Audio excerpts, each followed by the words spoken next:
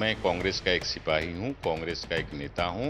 मेरा दायित्व बनता है, मेरी जिम्मेदारी बनती है कि कांग्रेस आलाकमान को आईना दिखाऊं और उनको बताऊं कि ये गलतियां हो रही हैं, इससे पार्टी का नुकसान हो सकता है, और वो मैंने किया है। जिस तरह का निर्णय हुआ है उससे तो मैं भी आहत हुआ हूं। आखिर मैं समाज को आज जवाब देने लायक नहीं हूं। समाज के लोग मुझसे अगर सवाल कर रहे हैं तो मेरे पास उत्तर नहीं है। जो अल्पसंख्यक समाज मजबूती से पूरे देश में अल्पसंख्यक समाज के ऊपर एक ठप्पा लगा हुआ है कि ये कांग्रेस का वोटर है, ऐसे समाज को जिसका पूरे महाराष्ट्र में एक बड़ा वजूद हो और उसके समाज को एक भी अगर उम्मीदवारी ना दी जाए तो समाज तो आहत होगा। महाराष्ट्र कांग्रेस के वर्किंग प्रेसिडेंट और पूर्व मंत्री नसीम खान जी इस वक्त हमारे साथ मौजूद है। सर, आपने एक लेटर लिखा है, कई सारे पदों से आपने, कई सारी कमेटी से आपने रेजिग्नेशन दिया है, क्या कुछ कारण आप बताएंगे? नहीं, मैंने जो हमारी अखिल भारतीय कांग्रेस कमेटी की महाराष्ट्र की स्टार कैंपेनर की जो कमेटी थी उससे, और महाराष्ट्र कांग्रेस कमेटी की जो प्रचार समिति है उससे मैंने जरूर त्यागपत्र दिया है, क्योंकि उसके पीछे जिस तरह से महाराष्ट्र एक प्रोग्रेसिव स्टेट है और कांग्रेस पार्टी की विचारधारा हमेशा से रही है कि सभी समाज के लोगों को चुनाव में प्रतिनिधित्व दिया जाए।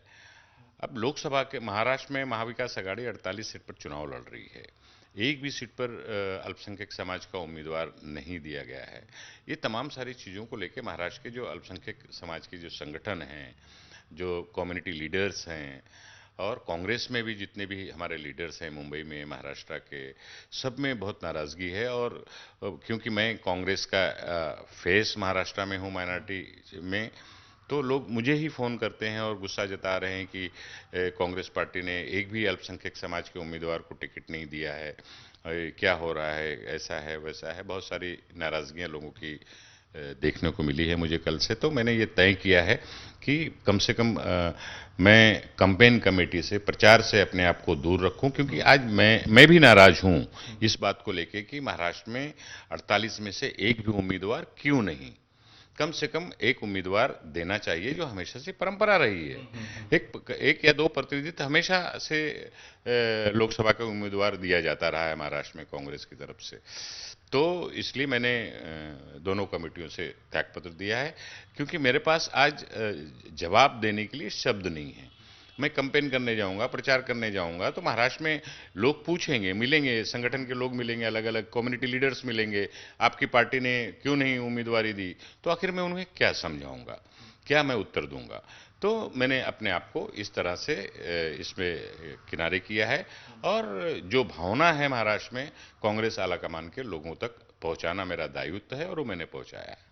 कांग्रेस हमेशा से ये आरोप लगाती आई है कि मुस्लिम समाज से किसी को टिकट नहीं दिया जाता, लेकिन आज आप ये बात इंपॉर्टेंट कह रहे हैं कि इस मुस्लिम समाज को महाराष्ट्र के एमवीए में एक भी टिकट नहीं दी गई है।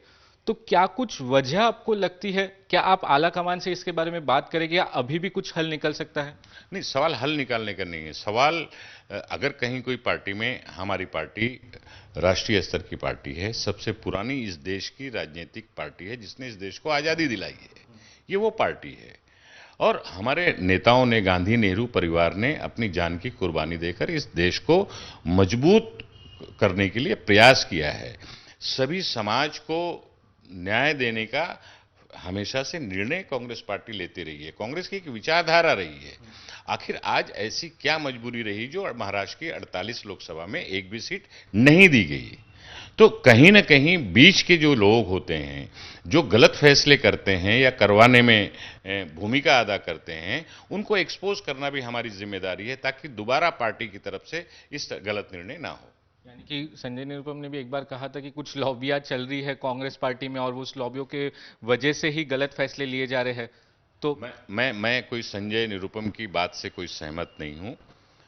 अगर कहीं कोई गलती हो रही है तो मैं कांग्रेस का एक सिपाही हूं, कांग्रेस का एक नेता हूं। मेरा दायित्व बनता है, मेरी जिम्मेदारी बनती है कि कांग्रेस आलाकमान को आईना दिखाऊं और उनको बताऊं कि ये गलतियां हो रही हैं, इससे पार्टी का नुकसान हो सकता है, और वो मैंने किया है। नसीम भाई, बहुत इंपॉर्टेंट फेजेस आ रहे हैं अब चुनाव के, जो वोटिंग होनी है। आप बहुत ही इंपॉर्टेंट चेहरा है, बीजेपी के नेता भी अब खुद बोल रहे हैं कि बहुत गद्दावर नेता है। आप बोलते काफी अच्छा है, आपकी समाज में काफी ज्यादा होल्ड है। ऐसे समय में आपकी कमी खलेगी कांग्रेस पार्टी को तो? नहीं, सवाल कमी का नहीं है। अब सवाल जिस तरह का निर्णय हुआ है उससे तो मैं भी आहत हुआ हूँ। आखिर मैं समाज को आज जवाब देने लायक नहीं हूँ। समाज के लोग मुझसे अगर सवाल कर रहे हैं तो मेरे पास उत्तर नहीं है। मुझे पूछा जा रहा है। उत्तर भारतीय समाज के अलग संगठनों ने आज सवेरे से मुझे, कई संगठनों ने आके मुलाकात की, कई पूर्व मंत्रियों ने मुझसे फ़ोन पर बात की। महाराष्ट्र के विदर्भ हो, मराठवाड़ा हो, कोंकण हो, बम्बई हो, सबके अलग अलग लोग आकर मुझे मिल रहे हैं कि आखिर आपकी पार्टी में क्या चल रहा है। इतनी परिस्थिति होने के बावजूद भी आज भी संभलने को लोग तैयार नहीं है। गलती पे गलती क्यों कर रहे हैं? जो अल्पसंख्यक समाज मजबूती से पूरे देश में अल्पसंख्यक समाज के ऊपर एक ठप्पा लगा हुआ है कि ये कांग्रेस का वोटर है, तो उस समाज, और जहां पर पश्चिम विदर्भ के अंदर आप चले जाइए तो 20 से 25% आपको आबादी मिलेगी अल्पसंख्यक समाज की। मराठवाड़ा में चले जाएं तो मराठवाड़ा में 30 से 35% की फीसदी की आबादी मिलेगी। मुंबई में 25 से 26% की आबादी मिलेगी। तो ऐसे समाज को, जिसका पूरे महाराष्ट्र में एक बड़ा वजूद हो, और उसके समाज को एक भी अगर उम्मीदवारी ना दी जाए तो समाज तो आहत होगा। एक इम्पोर्टेंट बात यह भी है, नॉर्थ सेंट्रल से कल वर्षा गायकवाड़ को कैंडिडेट दिया गया, वहां से उनका नाम घोषित किया गया। नाम आपका भी चल रहा था। डेमोग्राफी के हिसाब से बात करें तो नाम आपका ज्यादा आगे चल रहा था, और उनका तो साउथ सेंट्रल सीट से था। कहीं ना कहीं उस नेगोशिएशन में तो कांग्रेस की कमी रहेगी, और आपका नाम वहां से चल रहा था जहां से अब वर्षा गायकवाड़ चुनाव लड़ेगी कांग्रेस पार्टी से। देखिए, वर्षा गायकवाड़ का यहाँ विरोध नहीं है। विरोध, सवाल ये है कि कहीं और से देना चाहिए था, महाराष्ट्र के कहीं दे देना चाहिए था। जहां तक मेरी बात है तो मैंने तो इच्छा भी व्यक्त नहीं की थी। मुझे ही पार्टी ने कहा था कि आपको उत्तर मध्य से आपको चुनाव लड़ना है, आप सीनियर लीडर हैं, आपकी पकड़ है, आप लोकप्रिय हैं, आप 4 बार एमएलए रहे हैं, 5 बार मंत्री रहे हैं महाराष्ट्र में, और उस जिले में वो आपका होम डिस्ट्रिक्ट है, तो आपको चुनाव लड़ना है। मुझे 2 महीना पहले ही पार्टी ने कहा था। तो मैंने ठीक है, पार्टी का जो आदेश होगा वो मैं मानूंगा। तो मैं इंतजार में था, और वही स्पेकुलेशन मीडिया के जरिए पूरे महाराष्ट्र में घूम रहा था कल तक कि नसीम खान चुनाव लड़ सकते हैं, तो नॉर्थ सेंट्रल से लड़ सकते हैं। मीडिया आकलन लगा रही थी, खबर में, नामों में खबरों में नाम छाप रही थी। तो महाराष्ट्र के लोगों को लग रहा था कि चलो अभी तक डिक्लेयर नहीं हुआ तो कहीं ना कहीं नॉर्थ सेंट्रल से नसीम खान को पार्टी लड़ाना चाहती है। तो जब हमारे नाम की बात आई तो लोगों में एक, और कल के निर्णय होने के बाद लोगों का एक जो भरोसा था वो कहीं ना कहीं टूटा, और लोग नाराजगी लोग जताने लगे कि एक भी उम्मीदवार नहीं। आखिर ऐसी क्या मजबूरी है, किसके कारण ये इस तरह का निर्णय हुआ है?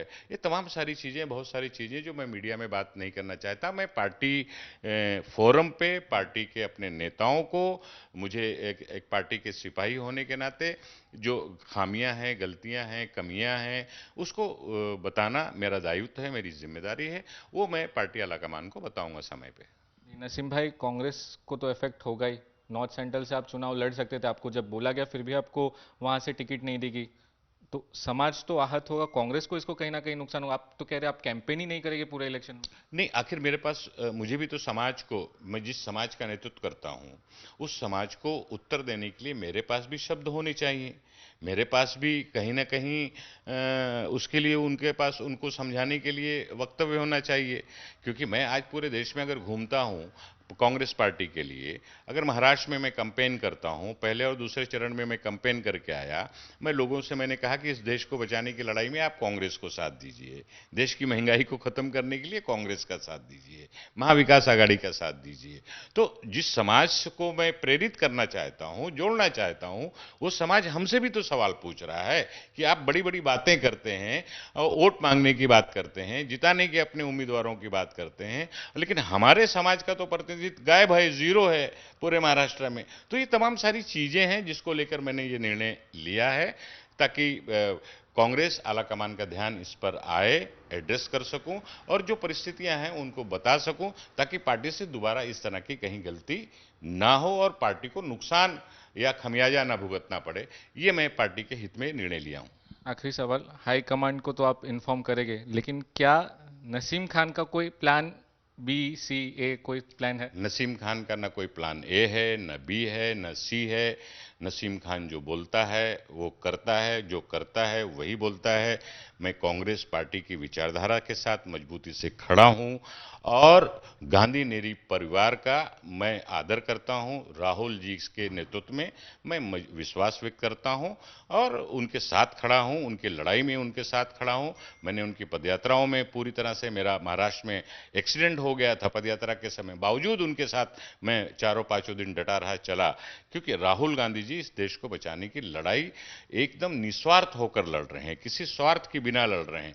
तो राहुल गांधी हमारे नेता हैं और हम उनके नेतृत्व में मजबूती से हैं। ना प्लान हमारे पास ए है, ना बी है, ना सी है। ए प्लान भी राहुल गांधी, बी प्लान भी राहुल गांधी और सी प्लान भी राहुल गांधी। बहुत बहुत शुक्रिया हमसे बात करने के। तो ये थे नसीम खान। नाराज जरूर है, हाईकमांड को उनकी बात पहुंच रही है, कैंपेन नहीं करेगी, लेकिन कहीं ना कहीं उसका खामियाजा कांग्रेस पार्टी को महाराष्ट्र में देखने को मिलेगा। कैमरा पर्सन नितिन वर्णे के साथ सौरभ वक्तानिया, मुंबई, आज तक।